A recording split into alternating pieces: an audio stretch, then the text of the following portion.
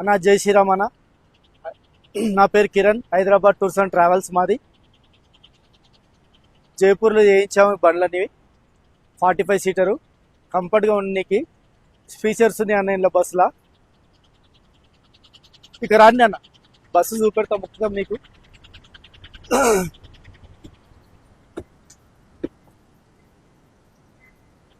Full AC అన్న, Volvo టైప్లో చేయించాము.